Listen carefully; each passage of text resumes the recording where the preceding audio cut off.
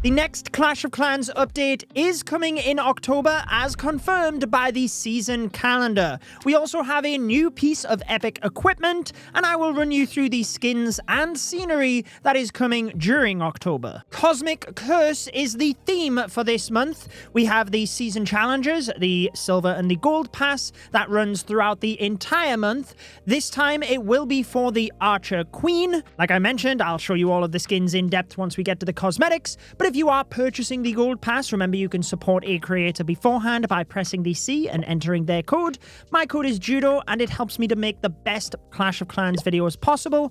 You can also do this on the Supercell store, where you can earn extra in-game items such as gems from making your purchases over there. Very standard, but we also have the Clan War Leagues running during the initial period of the month. However, on the 10th, this is where we will have the medal event. We can see an image of the currency being used, and we can confirm that an epic piece of equipment is coming for the Minion Prince. So we had the Dark Crown, then the Heroic Torch for the Grand Warden. Now we're back to the Minion Prince again, but I guess it makes sense due to all of the other heroes having numerous epic equipment. Creators will be able to bring sneak peek videos on the 9th of the month, give you a heads up on that equipment, so I would recommend subscribing if you want to see that. We also have the clan games across the typical period at the back end of the month, and the World Championship Finals on October the 31st. That also moves into November as well, as it's a multiple day event.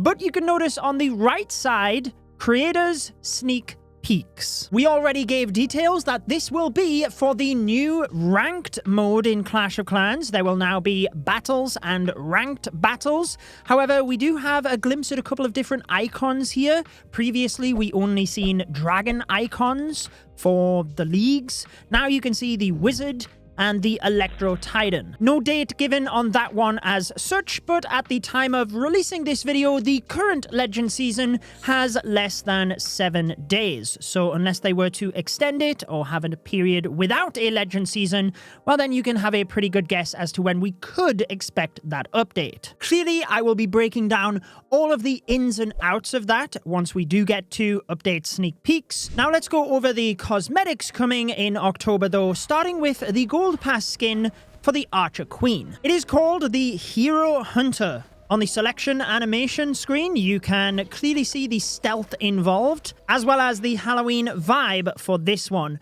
This is transparent in the attacking as well. Fairly subtle animations for the Archer Queen, firing red arrows. However, when they do hit the buildings, there are bats coming off this. And when you get to the knockdown animation of the Archer Queen, she has her knee pierced with one of those arrows. Hero Hunter right back at you. The next hero skin available will be for the Minion Prince on the 5th of the month, which is the Nightmare Prince. It is essentially just a massive dragon. Only very slightly looks like the Minion Prince. This completely transforms how it looks, and at first I thought that was really cool. However, in the midst of an attack, I think I'd rather see the Minion Prince than a massive dragon, especially if you are going to use this alongside dragons. As nice as it might look, you want to actually be able to identify your Minion Prince. And although it is clearly larger and does look different to the dragons, it can just get lost in the mist, if you will. So whilst it does have the blue flame whilst attacking, my first impression of this skin was really good. I don't think I'm going to use it over some of the other Minion Prince skins. Equally, once it is downed, although it's just kind of floating in the air, the knockdown animation is pretty distracting, I feel. But it's like I always say with cosmetics, they are very subjective. I know there will be people that love this skin. For me, the entire set this month, not necessarily my favorite. The next legendary skin available on the 7th of the month is the Cursed Champion. Again, following the Halloween vibe, definitely cursed when you look at the selection screen. All of the legendary skins have custom sound effects when you first deploy the hero. She has the blue glow from the spear, and the Seeking Shield is customized to this one as well. When it comes to the knockdown animation, the Royal Champion getting drawn into the vortex, relatively subtle, but I do like that one. If I had to pick a favorite out of all of these skins, alongside the Gold Pass skin of the Archer Queen, it would be the Eternal Warden, available on the 11th of October. I do like how the name is very much alongside the Grand Warden as well, with the spooky Eternal Tome spellbook. But then when you do get to actually deploying the Warden, he has that really nice glow effect with the attack. The halo is expanded each and every time he does attack. One of my favorite things about this skin, though, is how it is completely different when you've used it in ground mode to then air mode. The attack animation is completely different. Using the halo, I'm going to call it, to channel the energy rays to the building. And then with the knockdown animation, he equally has all of these spirits being expelled from him.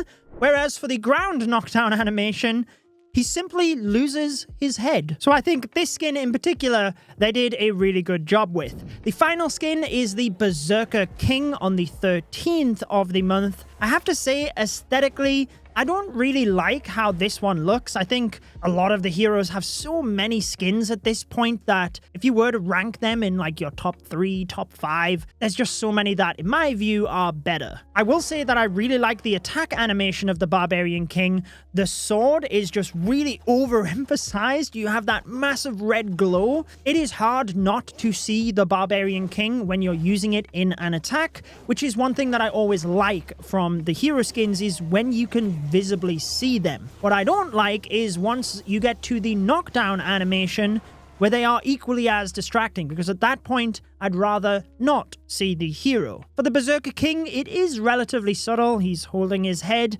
has that red flashing around him.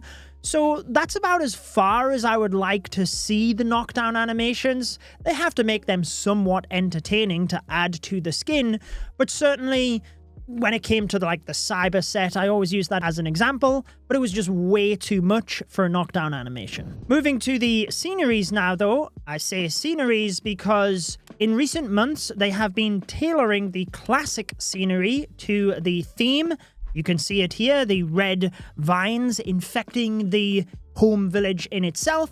Very subtle, but just tailors things each and every month to the theme that is happening in the game. I must say that I do like they've been doing this recently, just varies things up a little bit for free-to-play players. When you do log into the game, we have the new loading screen, but there is also a custom sound as you're logging in as well throughout October.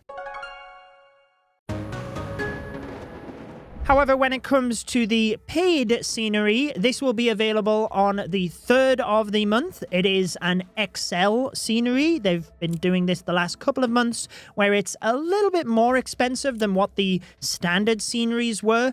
Just a couple of dollars. However, it does mean that you can zoom out significantly more. Obviously, it depends on you as a person as to whether that extra money is worth it, or whether you were happier with the standard sceneries. It seems like they're going down this route of XL sceneries. I guess they're working relatively well. I will say that when it came to the legendary sceneries, the fact that you could zoom out and see more of the base, more around it, that was actually my favorite part of those sceneries. So I am personally glad that we're getting some more of the XL sceneries. But I do hope we get a bit of a mix as well, some of the more standard sceneries coming back for people that don't want to spend that extra money. However, getting to the cosmic scenery, as much as the skins this month weren't really my vibe, I do like the scenery. It's subtle enough when you zoom out that there's not like loads of stuff happening, but there's certainly a lot of detail. It looks really clean. Your village floating in outer space. You have plenty of animations as well when the cosmic energy blasts through the base. And when you zoom in, we also have these like mutated golems walking around the base. They are literally everywhere. Just a head and 2 arms walking around the base. All in all, the detail that goes into different aspects of the scenery, whether that is from the Super Troop sauna to the trader tent, then the forge, I think, looks really cool this month as well. I do like this scenery. I also like that there's not massive glowing happening around the buildings.